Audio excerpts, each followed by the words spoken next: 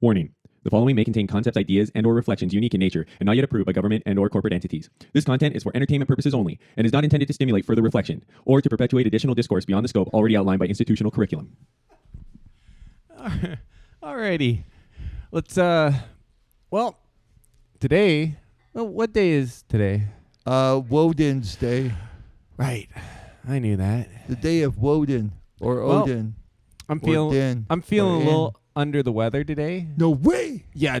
Yo, wait, dude. No way. Totally got a sore throat, dude. Well, that's totally sinuses not are getting cool. blocked up. That's like bodacious and stuff. Yeah, dude. Anyways, I decided to take a nice, relaxing day of tackling one of the issues that's like totally not complicated at all. What would that be? Misinformation, dude. I totally like. She is so cool, misinformation.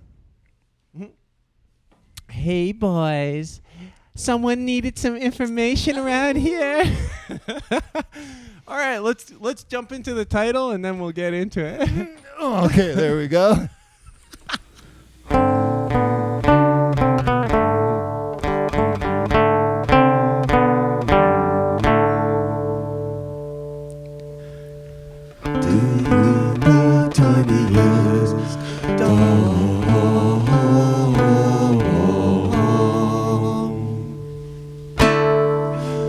I squeezed in somehow. Alrighty, let's do it. So, let's not do any preamble. Misinformation, disinformation, whatever sort of prefix you want to put that is a negative, meaning it's not I don't like real information. Misinformation. Right. Let's put your puns on the back burner for a second here and actually get into some serious shit. Listen, okay? An interesting component of the disinformation campaign is the assertion of having the information to begin with, right? We have the information. Because in order to claim that there is disinformation out there, we're also claiming that there is people that are so knowledgeable that they have all of the facts. We have all knowledge. We know all. That's a Star Trek character, I'm sure.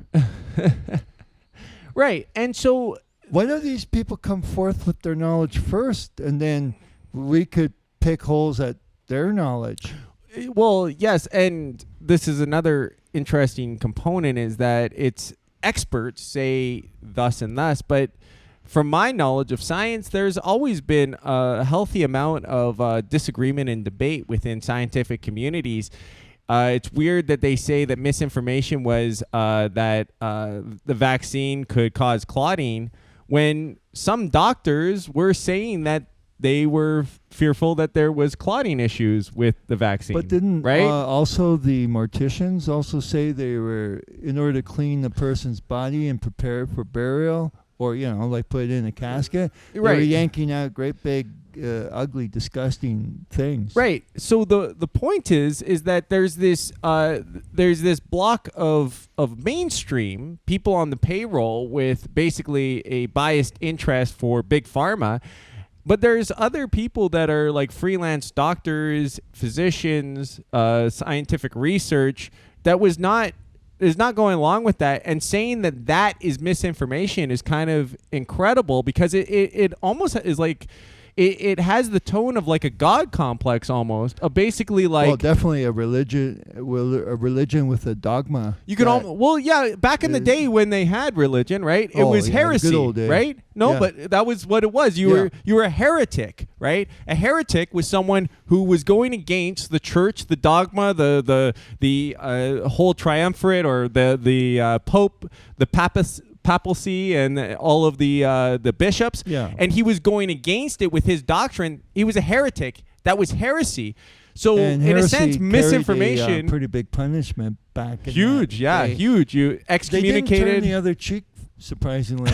No, they didn't. But this is not a Christian problem. This is a people problem. This is a problem with humanity, and it's evidence today because now there's nothing connected to religion with the modern mechanisms of control, and yet they're using things like conspiracy theorists, people that are spreading misinformation or hate or all these other words to basically say our established monolith of rule Of shall not be questioned ever, Right. or you will be labeled as a heretic. And you will essentially. face punishments that comparable to medieval Catholic church punishments. Yeah, no, I mean, and so it's a. I got that out. No, but it is an incredibly arrogant statement to make, and there's it. You can see the political slant behind these things of talking about misinformation, because there is a lot of things in society that are not nailed down as certainties, right? But they won't. They are politically minded enough to say, we're not going to say that Christianity is spreading misinformation or creationalism is spreading misinformation. Yeah, like scientific creationism. There's only one form of also like maybe people that believe that we evolved from fish. That is also misinformation being spread online, because we all know that we evolved from the amoeba. We evolved from the amoeba to the lemur to the primate. If you don't believe that, you can go fuck yourself, you misinformation conspiracy theorist nut. Right? That doesn't sound very in a form of exile. It's financial exile first and foremost, which means life of paupery. But that doesn't really sound like a scientific method, actually, because the scientific method would not be. I did that in my early video about facts. Right? Is that facts are not related to science. Science does not have facts in it. Right? This is one of these mergers between the science and the lawyers. Lawyers being prolific liars, right. Prolific deceivers, and facts are related to law. They're related to the facts of the case. Incidentally, right? This is really, really side issue, but how many of these top-notch, boastful lawyers in the United States have gotten murderers off? Think about that.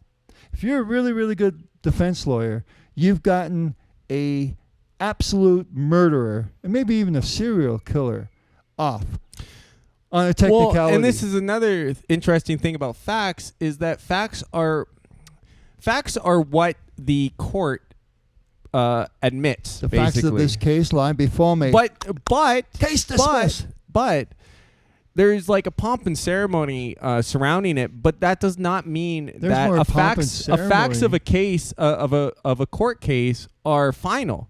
The facts of O.J. Simpson's case in the criminal trial said he was innocent. The facts of the civil case he was found guilty. So and he had to pay.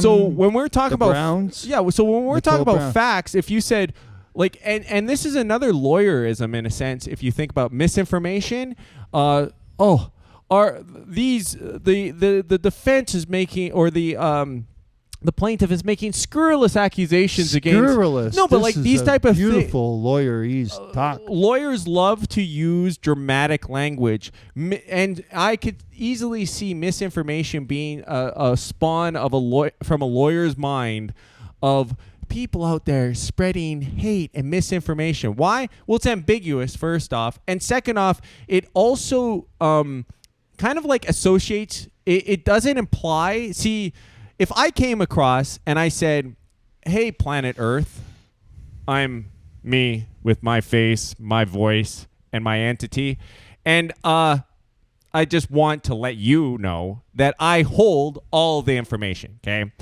And anybody that disagrees with me is a retard. Information. Like I am like a guy that runs a what museum, what do they call wax that? Museum, an art gallery. What do they call that? The Godhead or something like that. Something. Yeah, I'm like the focal point of the universe where all information kind of flows through me. And if you disagree with me, right, you're a nut. And if you do agree with me, well, ride on my coattails of knowledge, buddy, because this ship is going to outer space. So this can you be charged with indifference or complacency? Ambivalence would be a good one, right? Like, I feel ambivalent towards this group of people. Oh, no, you should feel love. In fact, we must compel you to love them. You must love them.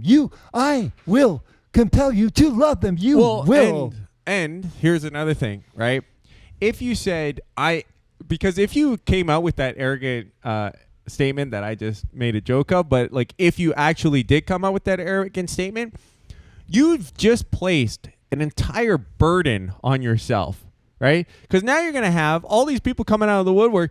Brian, what does this mean? Oh, Brian, what's the meaning of life? Rabbi. Brian, how should we live our lives? Brian, and you'd be like, holy fuck. Okay, I don't have all the information. But what I do have is the power to call out other people as being heretics and full of shit. That's much easier. All you are now is a criticizer of people rather than a creator of thought. Well, wouldn't right? that be the ADL or what is that? Anti-defamation. They're the arbingers of what's true and what's false. Well, I mean, I think given most of Jewish these, spin and perspective on it, of course, because they're the gatekeepers of the entire globe right now. There's a whole litany of different places out, like alphabet agencies, nonprofits, whatever you want to call them, that are out there telling people the way things are. And most of them are not separate entities. They're not islands out on themselves. And they all have a hierarchy, and it's who sits up at that hierarchy. When a guy delegates responsibility, if you want to call it that. Yeah, and when a guy that has just finished a tenure at Pfizer and now has a lofty position in the WHO makes a statement, a categorical statement of fact about what vaccines do. Yeah. Wasn't that the Jewish that's a bias that actually they extrapolated out of Hungary or something that ended up being the CEO, the poster child of Pfizer? Fauci? No. Fauci's some other scumbag rat he kind of like he moves in and out of different spheres. Right. No, this is some other rat from the world is full of rats, dude. But he's a veterinarian. He's not even really. They got more rats in these companies and politics than New York City has in their sewer systems. Yeah. So, no, I think that basically, when you're looking at these institutions or these mainstream media outlets that are fact checking people, I think it's an incredibly arrogant statement to make, and you don't have to fact check. Just put out good information yourself. Well, surprisingly, but most of the people who are supposedly fact checkers don't even have a doctorate in any one of these areas of science. Oh, you know what it kind of reminds me of, actually? I'm thinking of Mama's Family, like doing some work in the yard, and you got maybe 12 guys out in the backyard, and there's one guy that's actually doing the work. He's actually bent down, and 11 guys are just being like, man, that's fucking stupid, with a beer can in hand. Are you gonna try to measure like that? Oh, is that how you're gonna do it? Oh yeah, what are you gonna do now, jackass? Right? And you got all these people criticizing the one guy who's actually doing the work. Right. That's what this misinformation campaign reminds me of. It's because another big component of it, it's kind of like where I remember when Justin Trudeau was talking about the treatment of the Aboriginals and the First Nations peoples, and it was no, but he's talking the establishment has done. You are the establishment, you dumb fuck. What the fuck are you talking about? You're the fucking prime minister. Are you retarded? What is going on here? No. Why are you? It's a great slay of hand because it really is. We have the documents. We have the historical account of who actually owned slaves back in the Carolinas and Georgia. Yeah. We Nobody know wants these to people, really and we open know the their book. descendants because you can go on any you could go to ancestry.com and you could get your all the way down not only that, 1,000 dude, years ago remember, or whatever. Slavery was legal, and a big part of what made it so hard for the slaves to escape is that their fucking entity was associated with the guy. So we know every slave is accounted for in who owned him. Right. That's because when it was legalized, it was a product and it was a tracked product. So what this is a great sleight of hand of these extensions of European monarchies, like the Dutch Royal Shell Company or the East Indian Trading Company.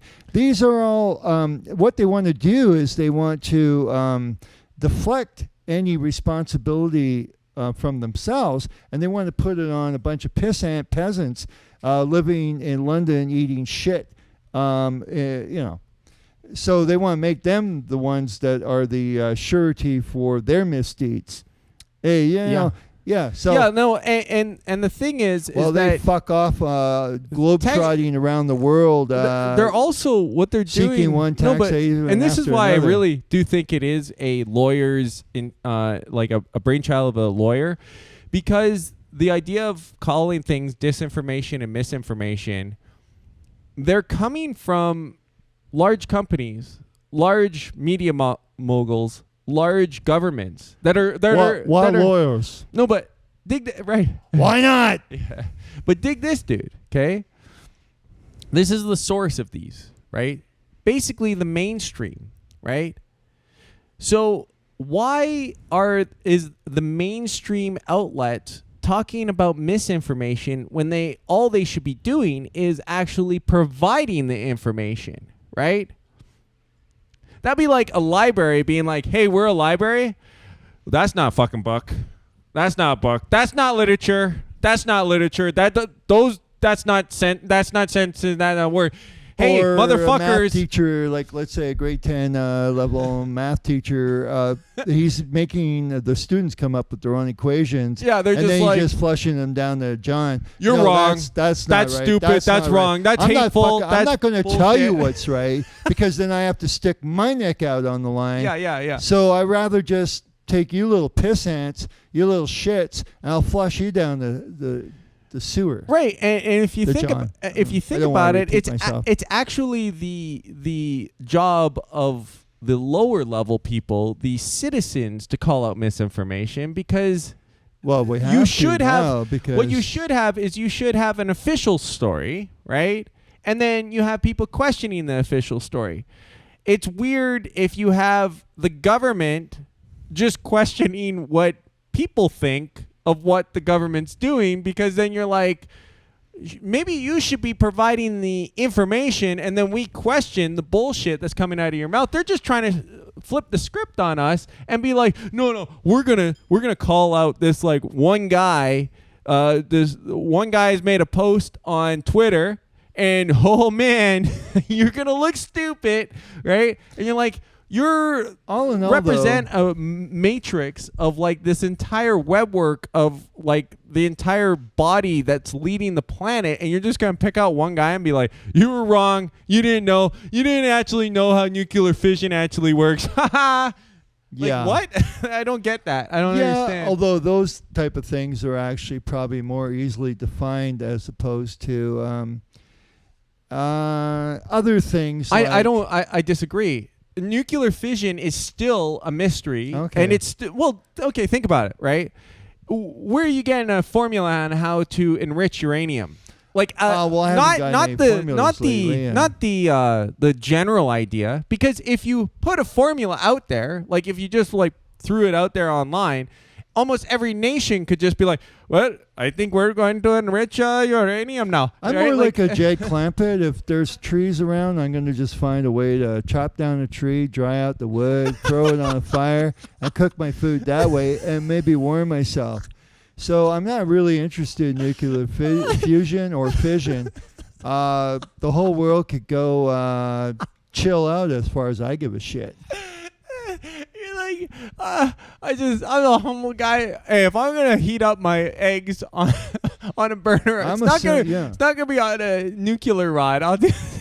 No, but the reason why there's this interest is because they want to peddle this and sell it to 8 billion people because there's a commodity. Yeah. For an individual just says, I don't need a big plot of land. All I need is an acre of reasonably fertile soil. I could grow what I need and my family, if I have one.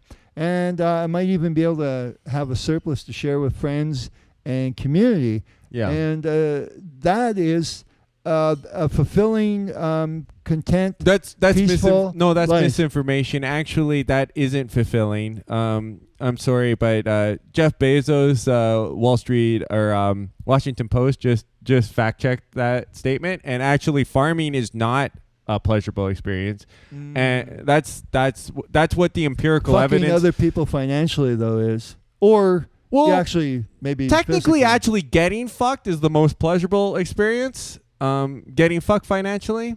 Right, according to new guidelines. Yeah, new guidelines of new information has come out. Economic by experts, psycho experts have weighed in on this. They happen to all come from a certain persuasion. Yeah, well, they all just got let out of recess. A Khazarian sort of persuasion. They just got let out of recess out of the World Economic Forum, and they're all just having some juice boxes and telling people the way it is. Mm-hmm. Yeah. No, but I think anything coming out of the WEC, World Economic Forum, are basically just the pissant little necessary puppets that the trillionaires can use to persuade the masses. I think that babyface Trudeau. If you look at had nothing going for him, had no political thought really. A drama teacher / ski instructor. No, of course. They're like low level there peons. Seems to be a lot of people in acting. Even Ronald Reagan was an actor. And then who else? The governor. Macron. He got the attention of that 40-something-year-old woman or whatever she is. We're gonna pump up the economy. When he was like 14 years old, and he was highly into drama.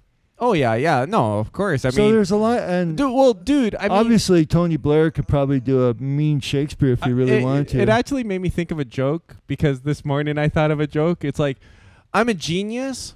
I just don't communicate well, and I deal in abstract thinking. You're not a useful tool then, because what they want masterful speakers. No, it's because if you can't communicate and you also deal in abstract thought, then you're not. Your abstract thought your abstract thought means you're not going to actually create anything physical to show your genius, right. And because you're a bad communicator, you're not going to be able to communicate your ideas. So maybe. It's like the Schrödinger cat thing. Maybe inside that little noggin there is some gold tidbits, but because he can't connect those golden tidbits with his tongue, we're not going to know. And because he can't connect the golden tidbits to his hands because he's dealing in the abstract world, we're also not going to know. So I think the value of... As an investor, I think you would move on to something a little bit more useful to you. Of course, dude. But I'm saying, so that ignited that. But I do think that like the value of like... We mostly focus on communicative value, right? Can someone communicate effectively? And we really place a lot more intelligence value on that, even though there are plenty of people that can have huge levels of skill that don't communicate that well. Why does a lawyer say... That are not speakers. I'm a trial lawyer. I've been in the court, the halls of justice. I've been standing before His Majesty, and I know how to give persuasive arguments. I also think that I consider myself to be a reasonable communicator, so it is kind of like slinging shit in my own face as well. But I do think that sometimes what makes a good communicator is having somewhat shallow thoughts that skim quickly on the surface of the pond, because it's what makes it like rapid fire, boom, boom, boom, automatic, muscle memory, right? And if you have too much deep thinking that's happening behind the scenes, it's going to be hard to keep the engine running and just constantly putting out a stream. That's why we're a good balance. I'm more like the slow, deep thinker, and you're kind of like the shallow skim. Well, I said I would be slinging shit into my own face, and it was predictive. No, but if you think about it, like, this is something where when someone is a good communicator, it can really like cover a lot of inadequacies in other parts, because you're able to jump back and forth. And that's a good reason why debate is basically bullshit and not really worth it, because people can just learn the muscle memory of like what direction to orientate your words and your tongue to basically constantly be, you know, dancing from one foot to the next, so you never get pinned down on any one issue. I never was attracted to debates, because you're basically training you're training a skill that basically it's not meant to enlighten. It's just a game. Basically, it's a like a crossword puzzle, but in a political, philosophical, or religious sphere. Yeah, I don't mind one-on-one discussions if it appears that the conversation is actually worth continuing. Yes, but if you feel like you require honesty to have any. Both parties have to be two honest people that are candid. It's kind of like, well, what do you think about immigration? If someone's not being honest with how they really feel, you could just say whatever. That's like what trolling is, right? You just like plop out whatever you want. You could just be like, I think that immigrants are the bedrock of America. I think that we need strong borders. And you could just flip-flop. Like, I could flip-flop. I know what the talking points of each side are. Like, it's not that complicated. And so if you don't care about like the actual honesty part, but you know damn well if you happen to have a Jehovah's Witness knock on your door, that little zealot or the couple of zealots, there's no way, if they have that kind of zeal to knock on your door, you're not selling them. They're going to try to sell you. You could spend hours, you could spend days, and I don't even want to spend 1 minute trying to persuade them. Well, and that's why you got your religion. No, but it's a good example. No, but it's a good example to show why it's so insane to have, coming full circle, this concept of misinformation. I push back real strong against this idea because I think it is incredibly arrogant. What a person should be saying is, as a huge, giant entity, multinational corporation, we believe that this is actually the facts, right? Well, but to say categorically that something is misinformation basically means that your fingers are on the pulse of all fucking tendrils of human existence, which is incredibly arrogant. Most of these so-called fact checkers are a bunch of fucking boneheads. They're not experts in anything. And dude, this is coming from a person who doesn't necessarily shy away from making an arrogant statement, right? I will make a forceful statement, but rarely will I say, without a shadow of a doubt, this is wrong and this is right. It's always coming from the standpoint that I'm not saying it every time, but it should be assumed because it's coming out of my mouth. It's my opinion. No, it's like you were saying to me, George Orwell talks about that. If somebody left a comment that disagreed with you, you'd have no problem. You'd actually welcome that. Well, first off, I think it's insane because First of all, people have to know that there is a comment section. No, but I know that everybody is coming from a different life style and their different experience. I wasn't a Vietnamese who got my arm blown off in the Vietnam War. So if my opinion of the Vietnam War differs slightly from that guy, well, I shouldn't be shocked. Why would nobody should be shocked. So, everybody should be understanding if they have any kind of intellect at all. Why would there's going to be at least two different perspectives here. And why would I take it personally even? Because it doesn't necessarily mean that my perspective is even wrong. It just means that because of my lifestyle and my vested interests, And your I have white a privilege. Yeah, I have a different opinion about. Well, I might agree, but like the point is that every person on the planet has a different fucking. But you could sit down talk about to a and eat a bowl of rice with them, no problem. Right. So if you talk to a person who had an abusive parent, right, it could be very hard to convince that person about family values and the value of family. Or it right? could be very hard to relate to somebody who came from a good family. And when you've had a bad family. When you came from a bad family. And that's it's a great example of. By golly, you might you even can make come from the same ethnic background. Right. You can make your opinion, but you have to understand that because people have experienced different things, they're not necessarily going to just be like, "Wow, you're so right.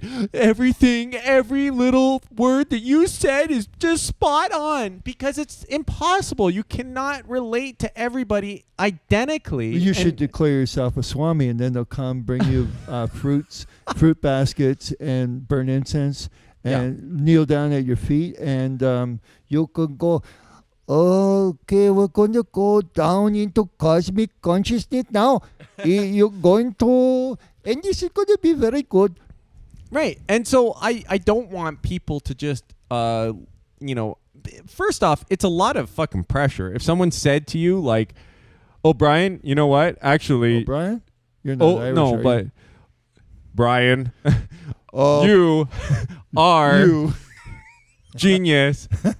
You will now give all information to everybody on the planet. I'll be like, what would you say? I'll be like, fuck that. I don't want that responsibility. I'm not a genius. I'm still studying things and learning. You guys think We're all on your this own. Journey. This is not a journey where I've arrived and you guys are all struggling little peasants trying to climb up the knowledge of the ladder of knowledge. But I do want to be able to reserve the right to have an opinion and make my opinion known, whatever the idea, concept, let's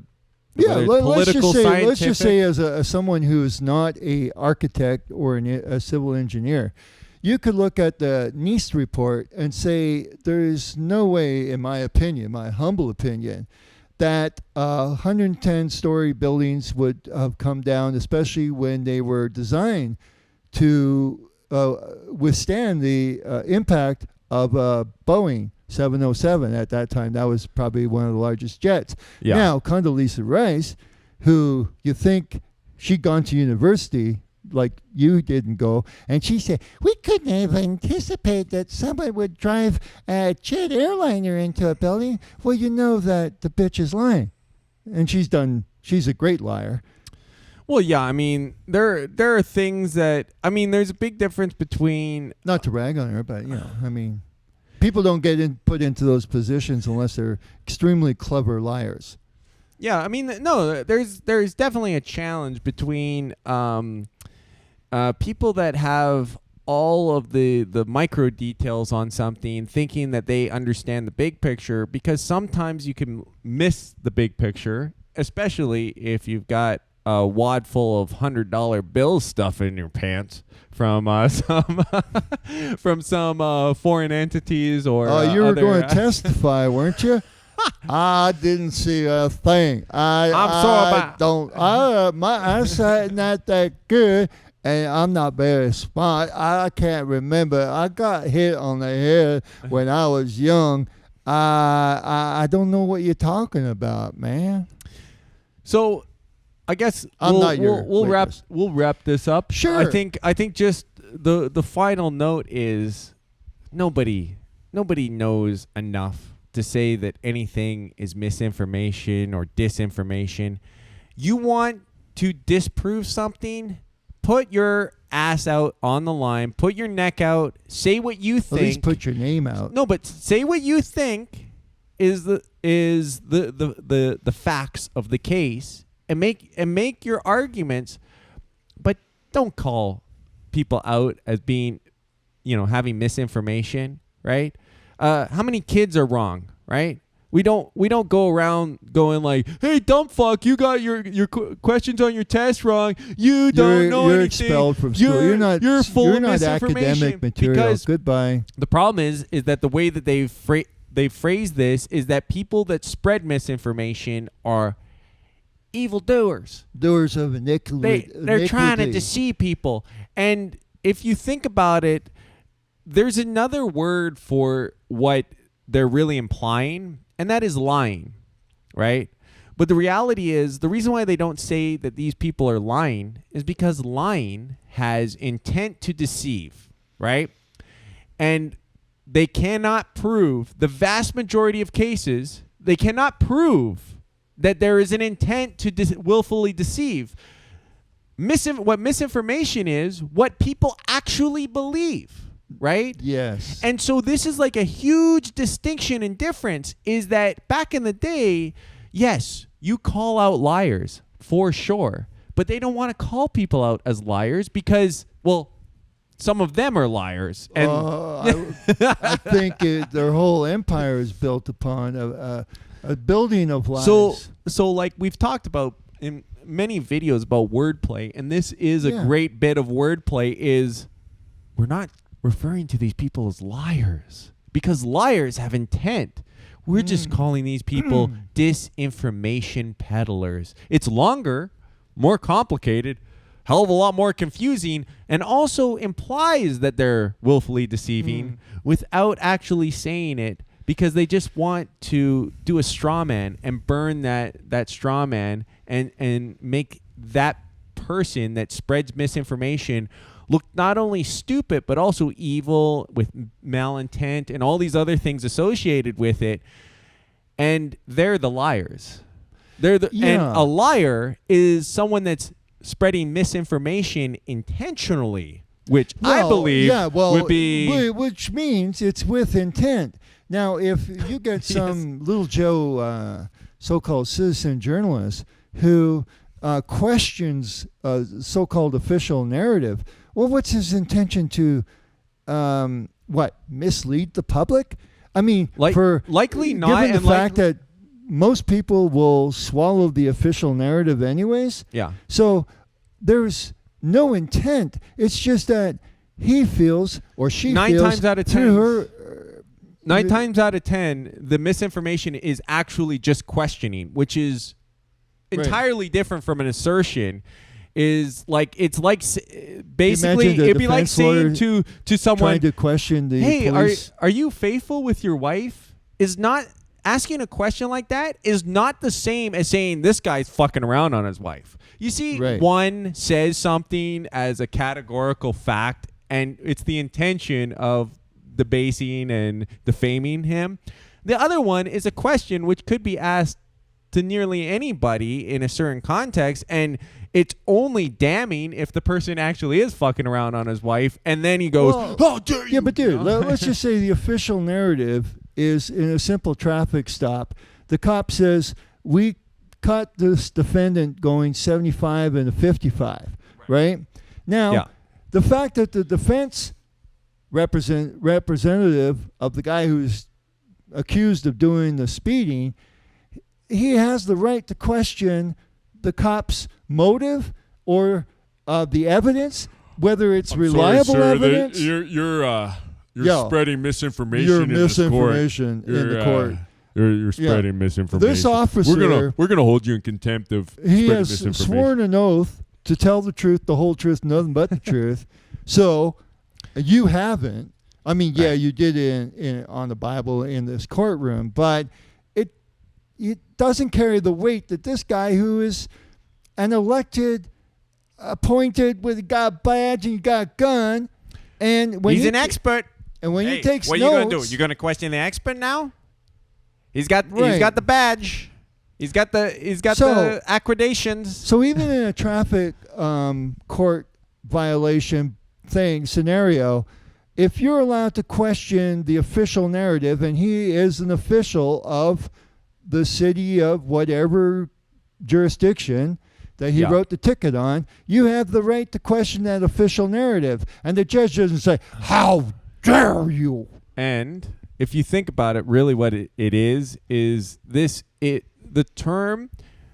terminology of people that spread disinformation, hate, or misinformation online.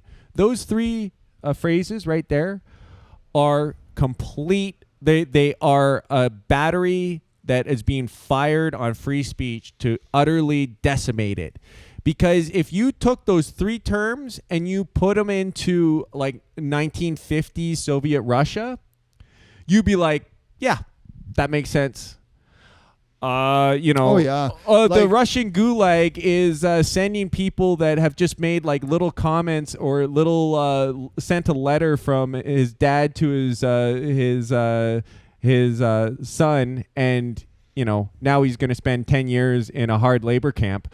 Oh, that's disinformation. Well, could you? There's a rising spread of disinformation in Soviet Russia right now, and it's worrying. It's worrying to the Kremlin, dude. Right? Let's just take a small example, and then we'll wrap up. Yeah, no, it was good. I'm just thinking of what I gotta say, and I'll enjoy what you say when I watch the video. Okay, go for it. But let's just say that we take the scenario of jolly old England, and now they've got their thought police and watching. They don't give a shit whether people rape or pillage the non-whites, victimize the native English people in England.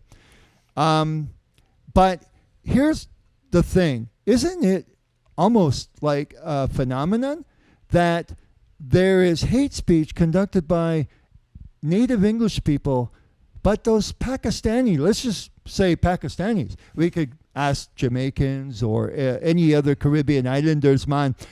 Are you accosted by the police at 2:00 in the morning going, ma'am, well, he's not talking with an Alabama accent, but he goes, ma'am, I just came and got hired here in London. I didn't realize it was all the way across the pond, but oh man, I saw what you were writing online, and boy, that was wrong. Ma'am, on behalf of Her Majesty, we've had to come and arrest you because you've said something offensive.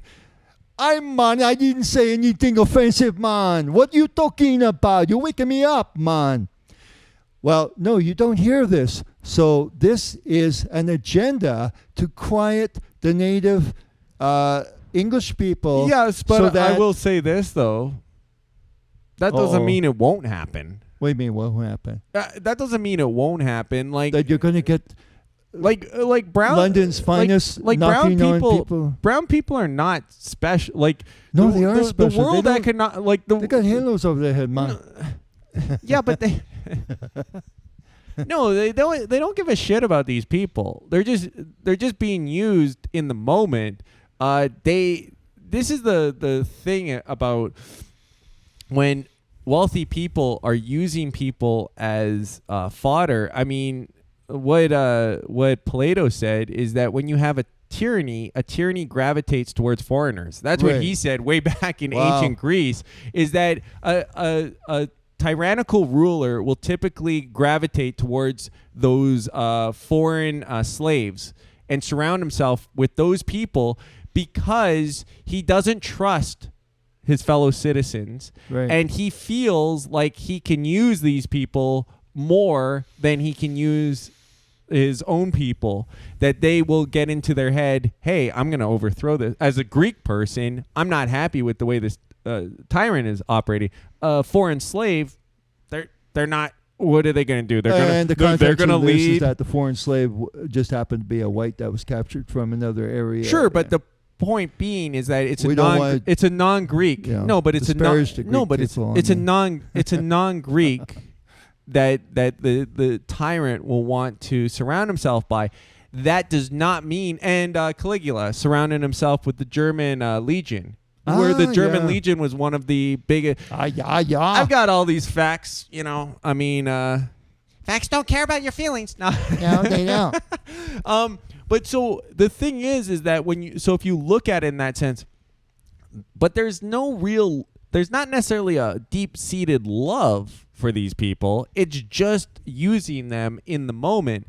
And if the time elapses. I or could just see eclipse Keir on. Starmer in one of these orgy scenes with a bunch of multiracial ethnic people and him, all of a sudden at the end of it, hours later, he's singing Kumbaya. He's high on a feeling. Well, I feel sorry for your imagination, but anyways, I don't know why you want to always like drive it into the hardest to end like corridor of. Well, it's like Cupid, we almost had like strikes his bow, it we ends almost up had a hitting the perfect. heart. I felt like I had a perfect wrap up to the whole like. You end with Keir Starmer fucking orgy, multiracial orgy Yeah. as a okay. Well, that's how we're gonna end it then. I Yeah. mean, that's what he did. So That's it. later, guys.